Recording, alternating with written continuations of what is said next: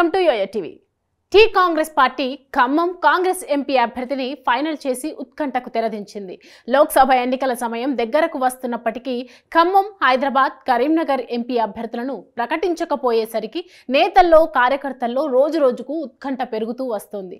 ఎప్పుడు ఆ అభ్యర్థులను ప్రకటిస్తారు, వారు ఎప్పుడు ప్రచారం మొదలు పెడతారు, అసలు ఎవరిని ఫైనల్ చేస్తారనే ఆసక్తి అందరిలో నెలకొని ఉంది.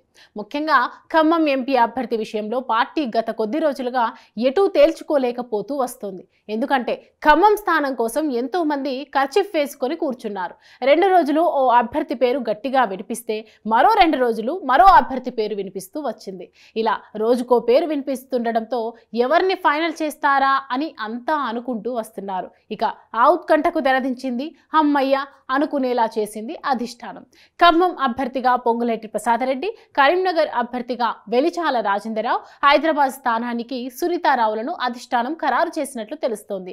త్వరలోనే ఈ నియోజకవర్గాలకు వీళ్ల పేర్లను అధికారికంగా ప్రకటించనున్నట్లు విరికిడి. ఇక పొంగులేటి ప్రసాదరెడ్డి విషయానికి వస్తే మంత్రి పొంగులేటి శ్రీనివాసరెడ్డి సోదరుడే పొంగులేటి ప్రసాద్. తెలంగాణలో కాంగ్రెస్ పార్టీ అధికారంలోకి రావడంలో ఖమ్మంకి రోల్ పోషిస్తే ఆ రోల్ వెనుక ఉన్నది పొంగులేటి శ్రీనివాసరెడ్డి. ఖమ్మం జిల్లాలో బీఆర్ఎస్ నుండి ఒక్కరిని కూడా అసెంబ్లీ గేటు తాకనివ్వను అంటూ సవాల్ విసిరి మరీ పంతం నెగ్గించుకున్న నేత పొంగులేటి శ్రీనివాసరెడ్డి. కాంగ్రెస్ పార్టీ అధికారంలో రావడంతో పొంగులేటి పాత్ర ఎంతో ఉంది. ఖమ్మం జిల్లాలో 9 స్థానాలు గెలుచుకొని అదే ఉత్సాహంతో ఇప్పుడు పార్లమెంట్ ఎన్నికల్లో సత్తా చాటాలని చూస్తోంది. అందుకే ఖమ్మం ఎంపీ టికెట్ను తన సోదరుడికి ఇవ్వాలని పొంగులేటి మొదటి నుండి పట్టుబడుతూ వచ్చారు. అధిష్టానం సైతం పొంగులేటి స్టామినా ఏంటో తెలుసు కాబట్టి ఆయనను ఏమాత్రం నొప్పించకుండా ఆయన సోదరునికి టికెట్ ఖరారు చేసినట్లు తెలుస్తోంది.